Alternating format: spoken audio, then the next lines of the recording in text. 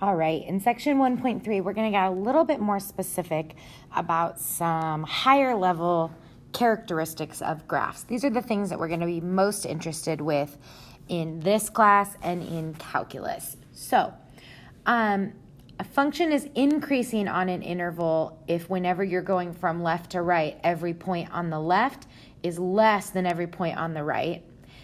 Decreasing if every point on the left is higher than every point on the right, and constant if they stay the same.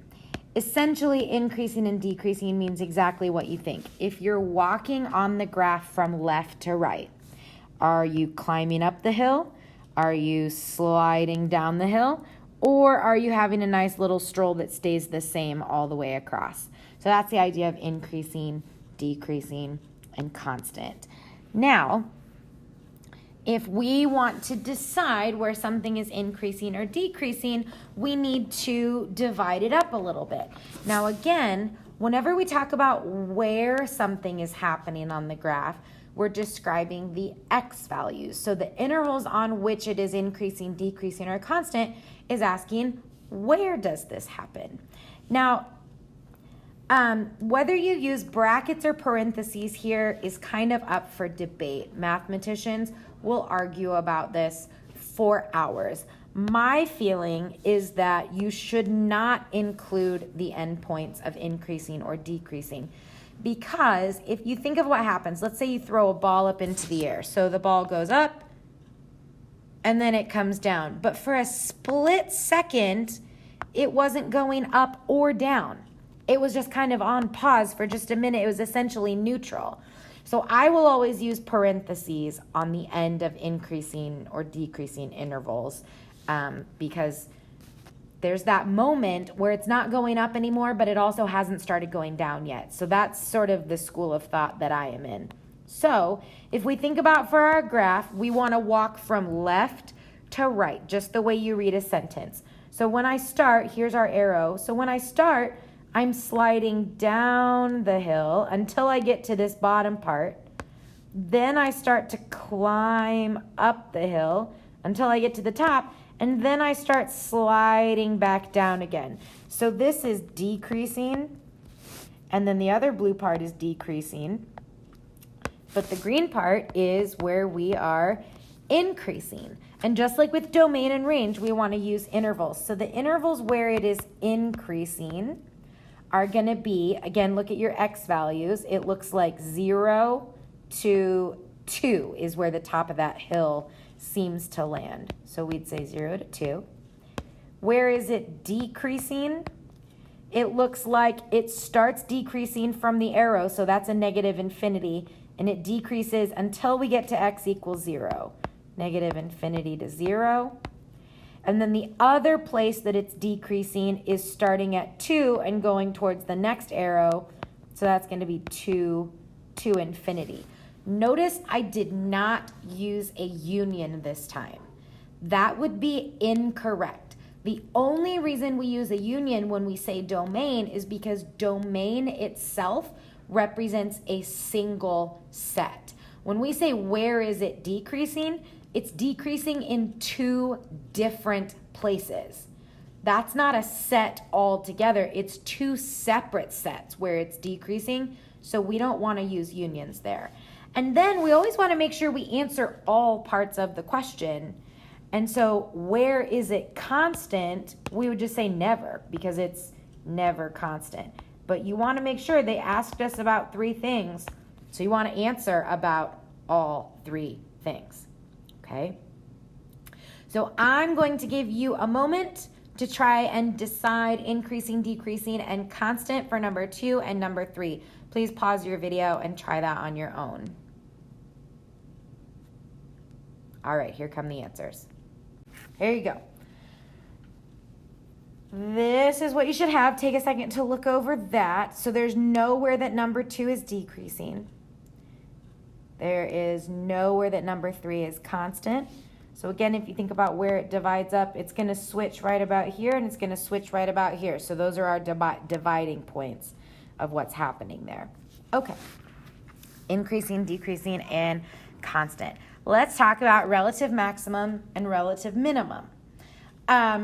technically the plural would be maxima and minima, but you will hear me say maximums because it's just easier. And I know it's wrong, but you all look at me funny when I say maxima. So I will practice with that. So there is always going to be one absolute maximum. There's going to be one number that is the highest for the function as a whole. But everywhere that there's a dip or a hill is going to be a relative maximum or minimum. So I might have a graph that does something like this. Ooh, something crazy. So I've got a relative maximum here, a relative maximum, relative maximum, relative maximum, but it looks like this guy would be the absolute maximum. It's the highest out of all of them. I also have got minimums, minima. I've got a minimum here, a minimum here, a minimum here, a minimum here. It looks like this one would be the absolute minimum. But all the rest of them we call relative extrema, either a maximum or a minimum. So visually, what are we looking for? We're looking for the top of hills. That's going to be where a maximum is. And the bottom of valleys is going to be where the minimum is. Okay. Another important thing that we've already talked about a little bit, but is worth mentioning, is that when we're looking at graphs, you got to pay attention to the question that they're asking. If they're asking you where a minimum or maximum occurs, they're asking what's the x value. That's our biggest concern in calc. Where does it occur?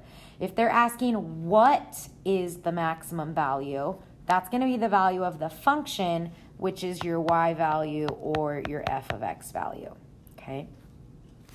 So here is a graph. We want to use the graph to determine the location and value of any relative minimums or maximums. Okay. So relative minimums are going to happen at the bottom of a hill. So they want both location and value. So here is a relative minimum and here is a relative minimum. So this one appears to be at the point -2, -3. And this one appears to be at the point 6, -3.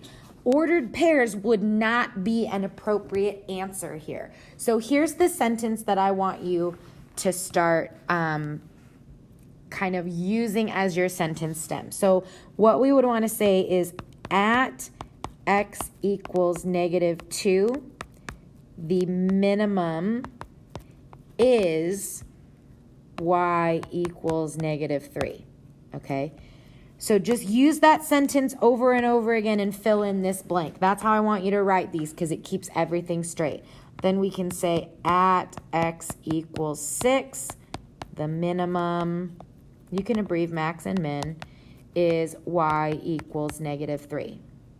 Now we do have a maximum that we need to address, and that's happening at 2, and it looks like the value is 3, so we can say at x equals +2, the max is y equals 3.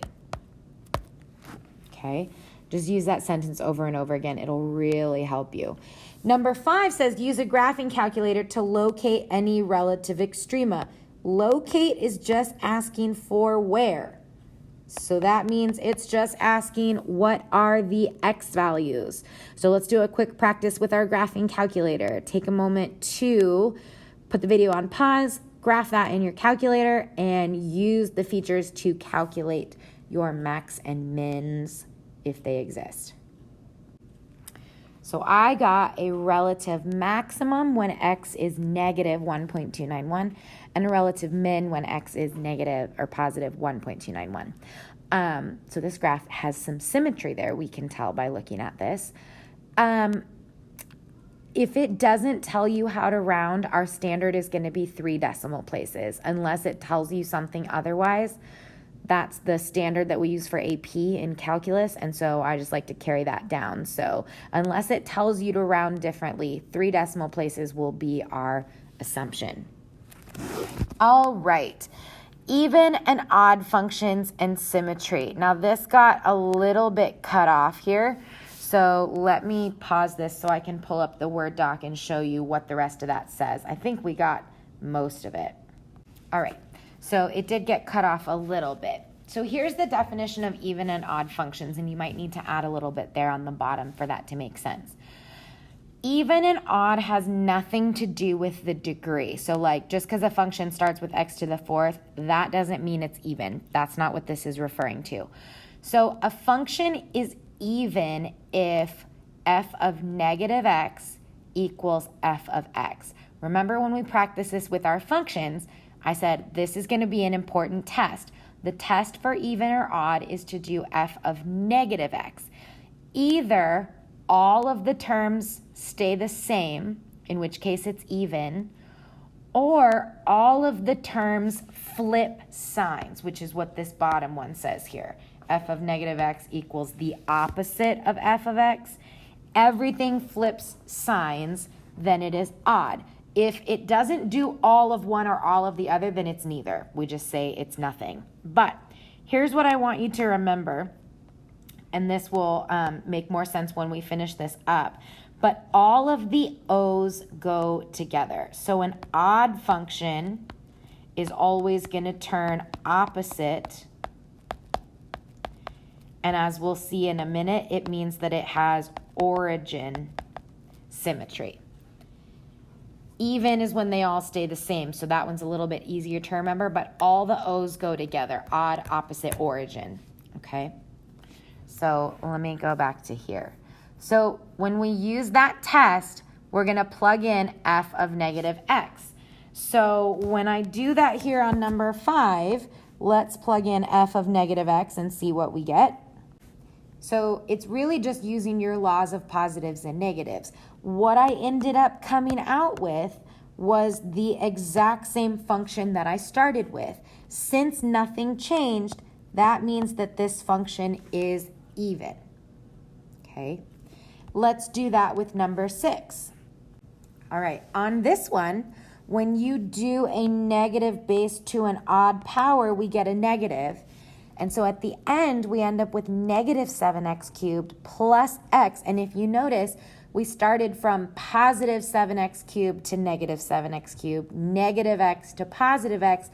Every single thing switched signs. And so this comes out to be odd, okay? What I would like for you to do is to try number 7 and 8 on your own and then look up those answers in the PDF so that we can go ahead and wrap up this video. So what knowing about even or odd functions does is it tells us the type of symmetry a graph will have.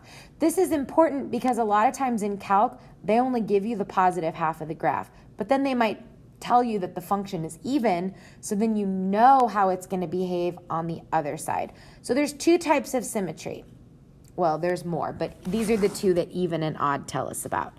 An even function is symmetric with respect to the y-axis. That's if you folded your graph in half on the y-axis, it's symmetric on both sides. So it is the very specific line symmetry where the line is the x-axis.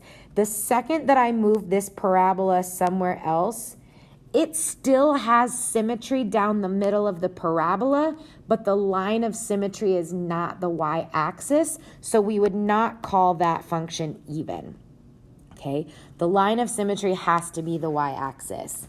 Lastly, origin symmetry is a little bit weirder. In geometry, you learned about rotational symmetry, and this is the closest to that.